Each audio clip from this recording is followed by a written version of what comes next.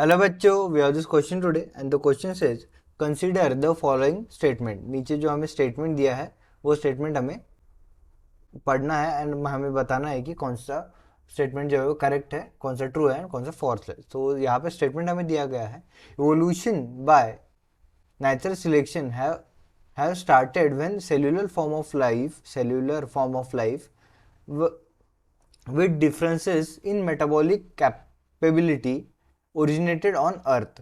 And second statement हमें दिया है, essence of Darwinian theory about evolution is natural selection. Okay, so इस question का जो की कंसेप्ट है वो हमारे पास हो जाएगा डार्विन थियोरी ऑफ इवोल्यूशन। इस क्वेश्चन का जो की कंसेप्ट है वो हमारे पास हो जाएगा Darwin's theory of evolution. And अभी देखिए, डार्विन थियोरी ऑफ इवोल्यूशन जो है ये सिंपल एक कंसेप्ट हमें देता है, सर्वाइवल ऑफ द फिटेस्ट। म्हणजे जो सबसे फिट होगा वो ही सर्वाइव करेगा, और सर्वाइव करने के लिए जो है वो हमारा नेचर जो है वो सिलेक्ट करता है ऑर्गेनिज्म को जो सबसे ज़्यादा अडेप्टिव रहते हैं। सो खुद में सबसे ज़्यादा अडेप्टेशंस लाते हैं। Nature select the organism which are more adaptive and more fit to undergo variation. और खुद में जो है वो वेरिएशंस लाते हैं, खुद में जो अंडरगो वेरिएशन। तो नेचर किस लिए सिलेक्ट करता है? नेचर जो है इन ऑर्गेनिज्म को सर्वाइव करने के लिए एंड रिप्रोड्यूस करने के लिए, for reproduction and for survival in organism को सिलेक्ट करता है। ओके, तो अभी देखिए, ठीक है, अभी इसमें इवोल्यूशन का कंसेप्ट देखिए। अडेप्टेशन जो है हमारे बॉडी में, अगर किसी भी ऑर्गेनिज्म के बॉडी में अडेप्टेशन आते हैं तो over the period of time उस अडेप्टेशन जो है वो अक्यूमुलेट होकर वेरिएशंस आते हैं। अलग अलग वेरिएशन मीन्स डिफरेंसेस। और जब ये डिफरेंसेस एक पीरियड ऑफ टाइम के बाद जब एक साथ आते हैं, over the period of time एक ये वेरिएशन जब एक साथ आते हैं तो हमें दिखता है कि ये जो है ये पेरेंट स्पीशीज से एकदम अलग है, ये एंसेस्टर से तो एकदम अलग है। सो इससे जो है, इस वेरिएशन से जो है स्पीशी का ओरिजिनेशन होता है, ओरिजिनेशन ऑफ स्पीशी होता है।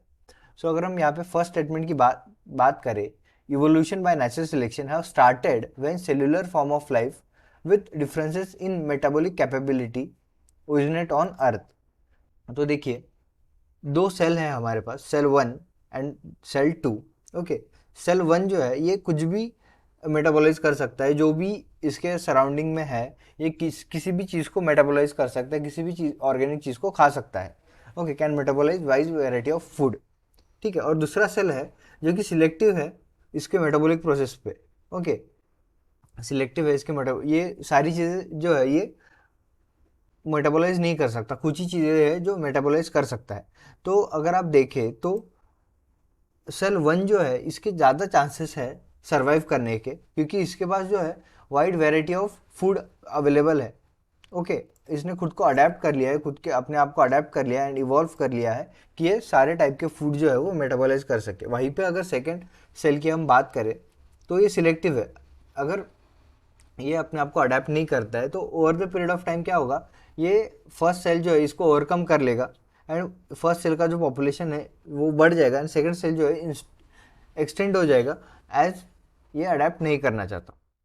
ओके, सो यही जो है फर्स्ट स्टेटमेंट में हमें दिया गया है। मेटाबॉलिक कैपेबिलिटीज पे जो है हमने बात कर ली। अभी सेकंड जो है essence of Darwin's theory about evolution is natural selection, ये भी हमने पढ़ लिया। नेचुरल सिलेक्शन से ही ऑर्गेनिज्म जो है वो अडेप्ट करते हैं, अडेप्टेशन से ही इवोल्यूशन होता है। सो सेकंड स्टेटमेंट भी सही है।